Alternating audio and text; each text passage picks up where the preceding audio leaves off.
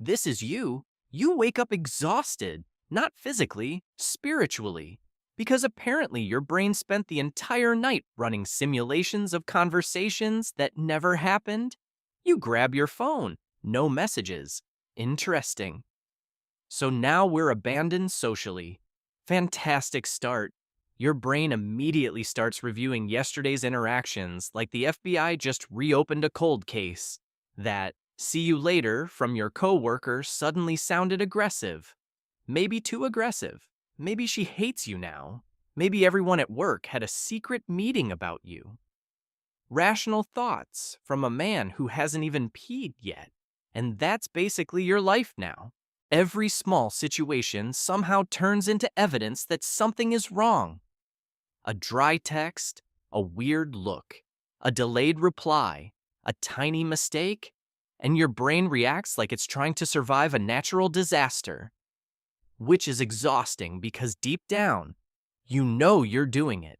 You know normal people don't accidentally turn a thumbs up emoji into emotional trauma. But your brain keeps doing this weird thing where it takes neutral moments and edits them into psychological horror movies. You spill coffee on your shirt? Now the day feels ruined. Your boss says, "Can we talk later?" Fantastic. Now you're mentally unemployed before breakfast. A friend replies, "Okay, just okay." No emoji, no extra letter, no haha, cold, clinical, basically a declaration of war. And the worst part is, negative thinking starts feeling smart after a while. That's the trap, because it disguises itself as self-awareness. You tell yourself, "I'm just realistic." Meanwhile, your nervous system is reacting to unanswered texts like a Victorian woman discovering tuberculosis. And your brain genuinely thinks it's helping you. That's the crazy part. It thinks, if I expect the worst first, I can protect you. Which sounds nice in theory, except now your brain treats every minor inconvenience like the beginning of a Netflix documentary. You walk into work and someone doesn't say hi. Boom! Now your brain's writing fan fiction about why everyone secretly dislikes you.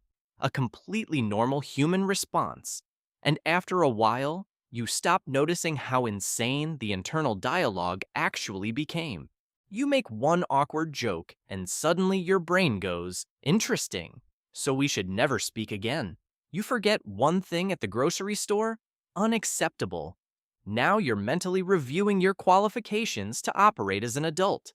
Meanwhile, there's a guy out there named Kevin who confidently microwaves fish in office kitchens and sleeps peacefully every night.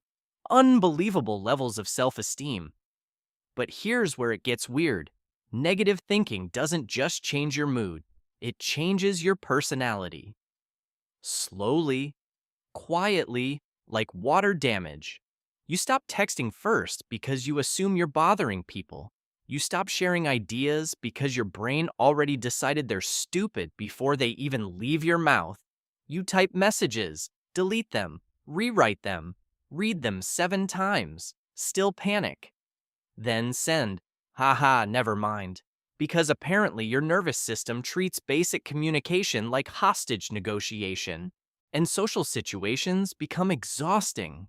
Not because people are awful, because your brain turns every interaction into a performance review.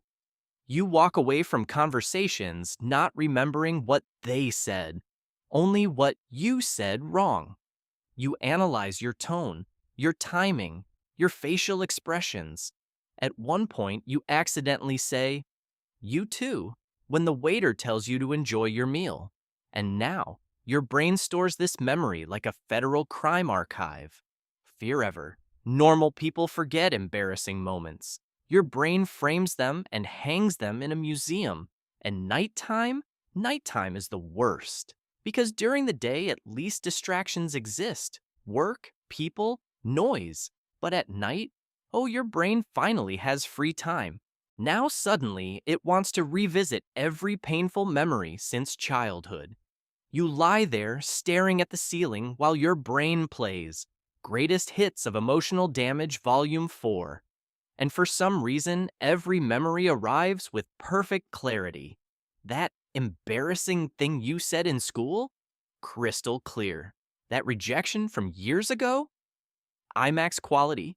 Meanwhile, important information like passwords or tax documents disappear instantly. Incredible system.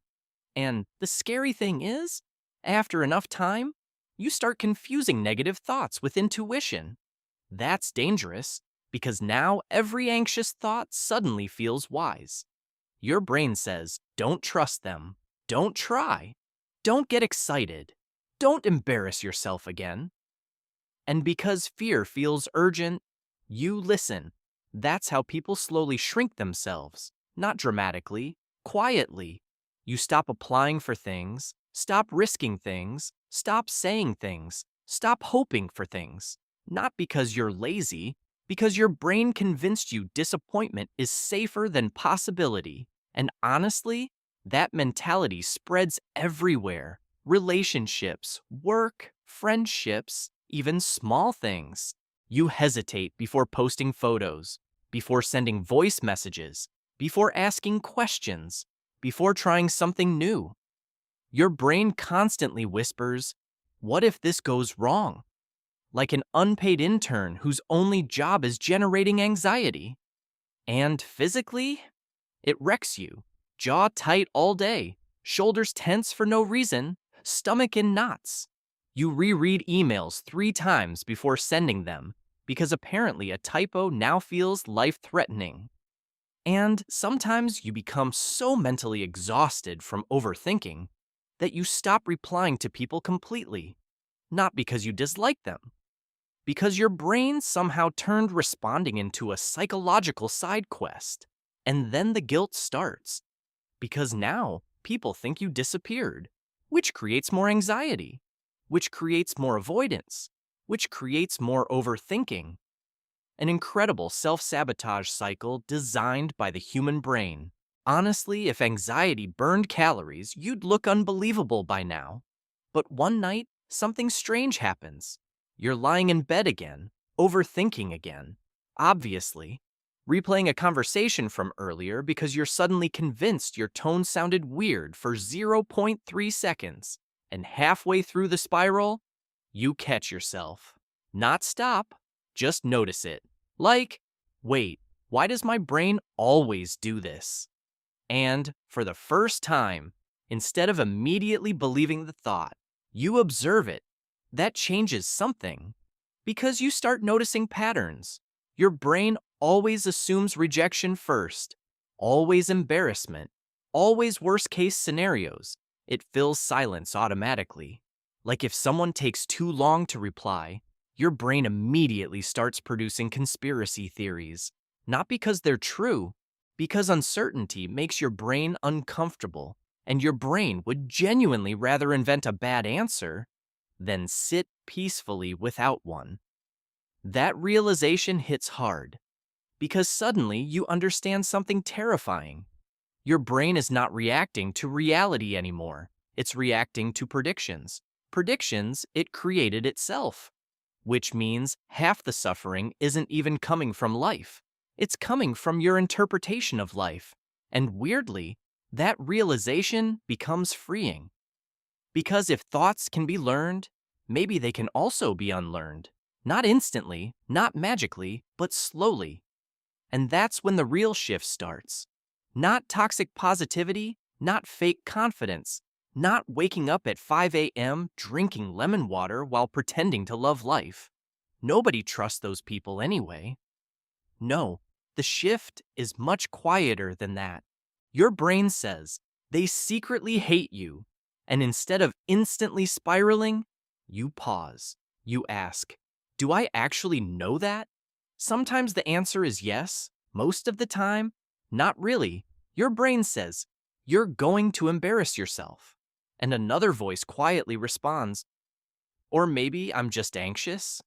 That tiny sentence changes everything. Because now the thought is no longer reality. It's just a thought, a dramatic one, usually written and directed by your nervous system at 1 a.m. And slowly, life gets quieter. You stop treating every mistake like a personality trait. You stop assuming silence means rejection. You stop apologizing for existing. You stop turning temporary feelings into permanent identities. A bad day becomes a bad day, not my entire life is doomed. And maybe for the first time in years, your brain starts feeling less like an enemy and more like an overprotective bodyguard with severe anxiety issues, trying way too hard to protect you from pain, even if it accidentally destroys your peace in the process. And one morning, your brain still whispers, "What if everything goes wrong?" But this time, instead of immediately believing it, you make coffee, you open the curtains, you take a breath, and another voice quietly answers, "Yeah, but what if it doesn't?"